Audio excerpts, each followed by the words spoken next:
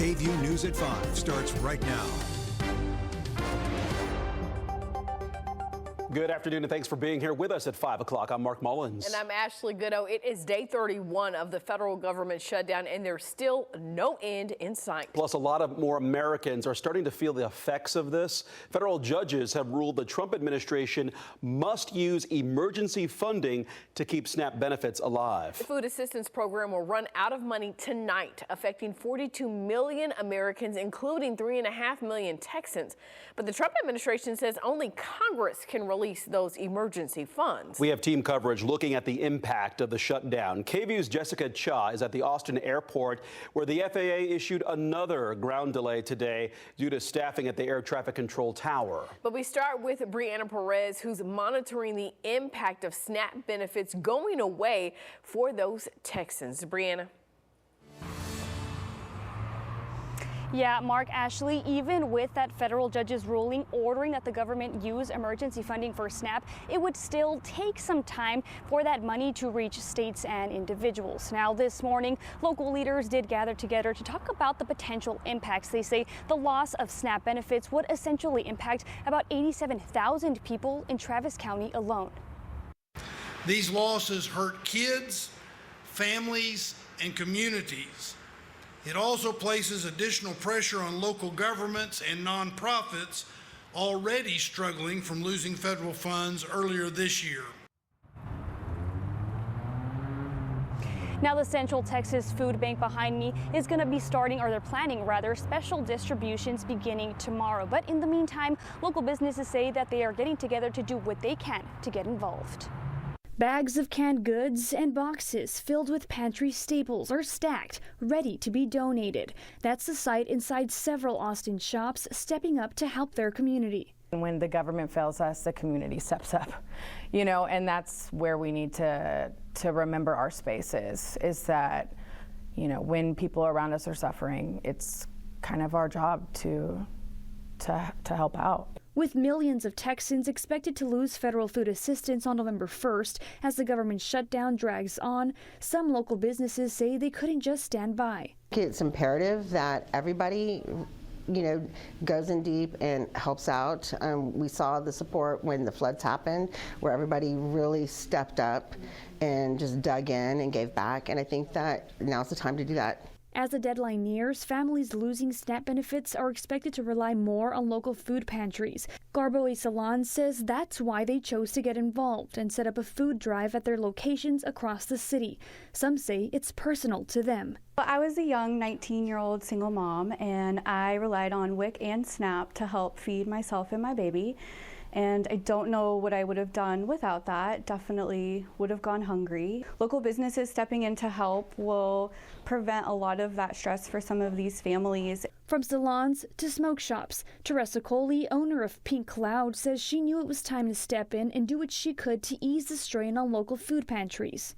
When you start to see all of the people and you watch these videos of how many people will be affected and how it's just cut off, especially by the holidays, you're just like kind of reeling. She calls on other local businesses and city officials to get involved. It's a crisis. It's a shame. I encourage our local government to try to step in. And local businesses say that they will continue to hold these food drives until they are no longer needed. They say what they gather will be given to local pantries in the area. Reporting in Southeast Austin, Brianna Perez, Kvue News. Now, to help people who rely on SNAP, the Central Texas Food Bank is hosting special distribution events. The first one happens tomorrow morning at 9 a.m. at Cedar Creek High School in Bastrop County. Then on Tuesday at 5 p.m., there will be a distribution at Nelson Field in Northeast Austin. Others are set for November 8th, 12th, 15th, 19th, and the 22nd all across our area. Food Bank staff say they're adding events daily, so be sure to check back, and anyone can show up and get help. We have a full list of the events posted on our website, kvue.com. The other big impact of the shutdown that we're seeing today, the FAA issued yet another ground delay at Austin's airport due to staffing. KVU's Jessica Cha is live at the airport this evening to explain. Jess. Well, Mark, today's ground delay is the fourth one issued in the last 3 weeks at this already very busy airport. And with the holiday season fast approaching, some people are worried that it's going to be extremely difficult to fly anywhere. But I spoke with an Austin-based travel expert who's giving us some survival tips before you take off. Shelly Gusky is a frequent flyer.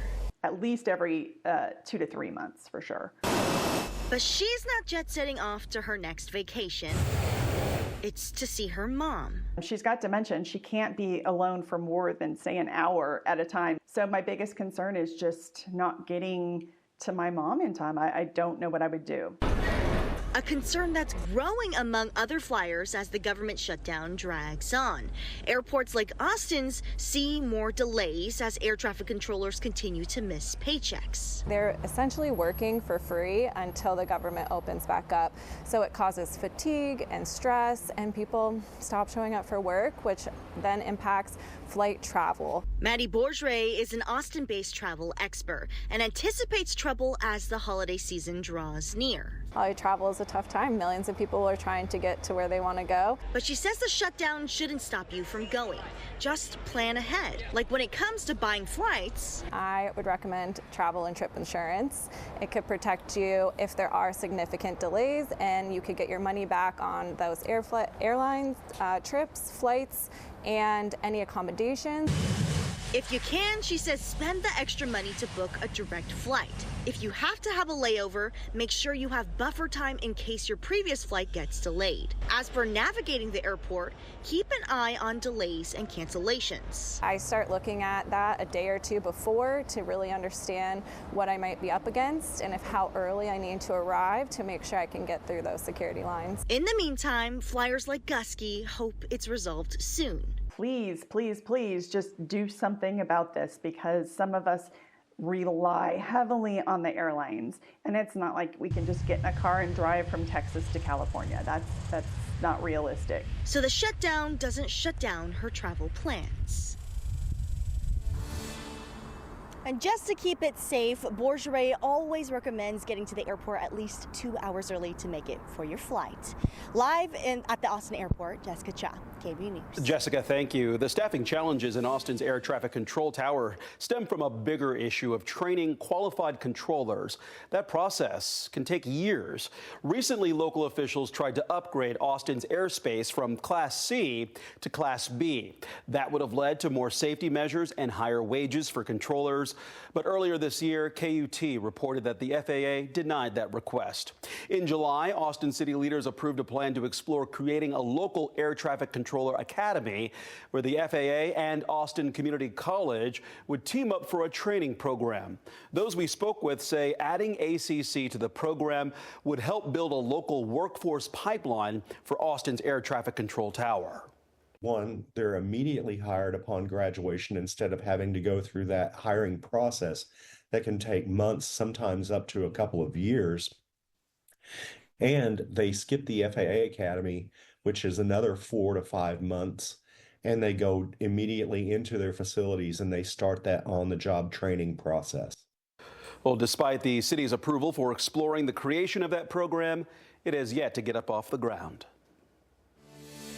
New this afternoon, Austin firefighters rescued people and pets from an apartment fire in South Austin.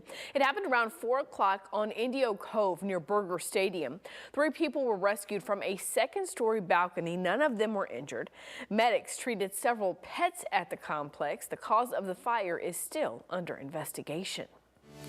Austin police arrested a driver after 5 people were hit by a pickup truck near the UT campus overnight. It happened just before 2:30 this morning outside the Raising Cane's on MLK Jr. Boulevard. 4 victims went to the hospital. Police tell us they are expected to recover.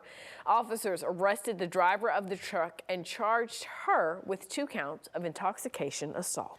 Austin ISD has released an updated school consolidation and boundary change plan. It comes after review reviewing more than 7,200 pieces of community feedback about proposed school closures. These 13 campuses are still set to close, but the district made adjustments to proposed boundaries in 17 areas.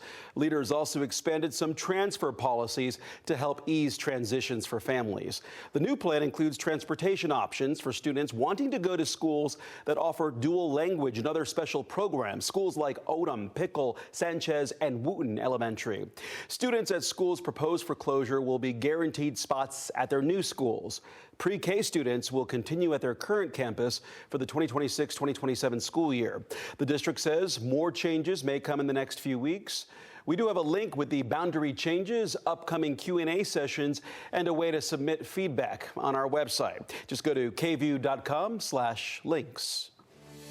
Today is the last day of early voting, which means we are also at the end of our breakdowns of the 17 proposed amendments to the Texas Constitution. Today, we're talking about Prop 17. Here's what you'll see on the ballot, and I know it is long, so listen up. It's the constitutional amendment to authorize the legislature to provide for an exemption for the ad valorem taxation of the amount of the market value of real property located in a county that borders the United Mexican states that arises from the installation or construction on the property of border security infrastructure and related improvements. Texas is in the process of building its own border wall along the Texas-Mexico border. As of June of this year, the Texas Facilities Commission reported the state had completed nearly 66.5 miles of that.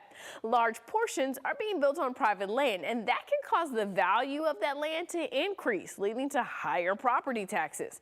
Some state lawmakers say this essentially penalizes landowners who support the border wall, so they want to offer them an exemption equal to the value that was added to their property because of the construction. To be clear, this would not reduce the appraised value of the existing land, and some say it could encourage more property owners to support the border wall construction. But not everyone is on board with the idea. The Travis County Democratic Party opposes the prop, saying tax dollars shouldn't be used to incentivize building a wall that is highly political and hasn't been proven to be effective. The choice, though, is up to you to vote, Texas. If you missed any of our prop explainers or want to learn about the other items on the ballot, maybe where to vote, you can head on over to kvue.com/votetexas. Well, when we come back, investigators are asking for help in the 46-year-old cold case of a woman found murdered in Williamson County. Also headed your way, Delta Airlines is expanding its presence in Austin by introducing 3 new seasonal